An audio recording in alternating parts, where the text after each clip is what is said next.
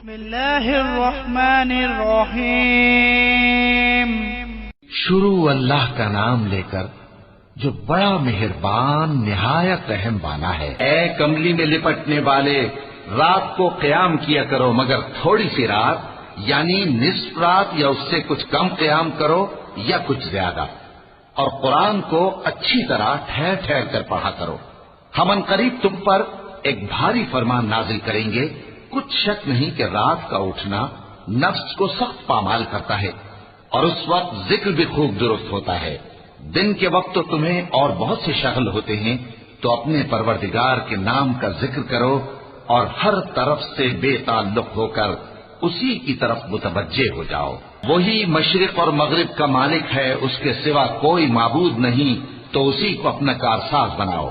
اور جو دل آزار باتیں یہ لوگ کہتے ہیں ان کو سہتے رہو، اور خوبصورتی سے ان سے کنارہ کش رہو، اور مجھے ان جھٹلانے والوں سے جو دولت مند ہیں سمجھ لینے دو، اور ان کو تھوڑی سی مہلت دے دو۔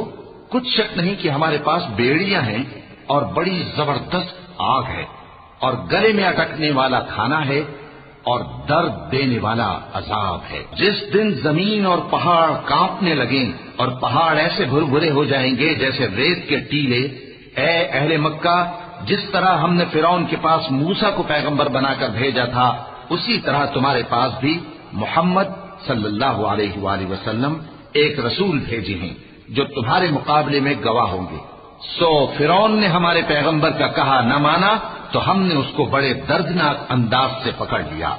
اگر تم بھی ان پیغمبر کو نہ مانو گے تو اس دن سے کس طرح بچو گے جو بچوں کو بوڑھا کر دے گا، جس سے آسمان پھٹ جائے گا۔ یہ اس کا وعدہ پورا ہو کر رہے گا۔ یہ قرآن تو نصیحت ہے، سو جو چاہے اپنے پروردگار تک پہنچنے کا راستہ اختیار کر لے۔ تمہارا پروردگار خوب جانتا ہے کہ تم اور تمہارے ساتھ کے لوگ کبھی 2/3 رات کے قریب اور کبھی آدھی رات اور کبھی تہائی رات قیام کیا کرتے ہو، اور اللہ رات اور دن کا اندازہ رکھتا ہے۔ اس نے معلوم کیا کہ تم اس کو نبھا نہ سکو گے، تو اس نے تم پر مہربانی کی، پس جتنا آسانی سے ہو سکے اتنا قرآن پڑھ لیا کرو۔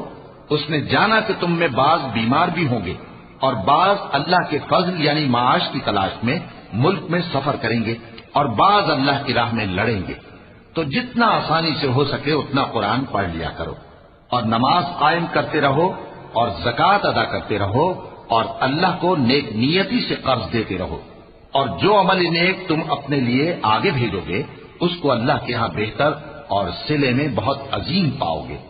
اور اللہ سے بخشش مانگتے رہو، بے شک اللہ بخشنے والا ہے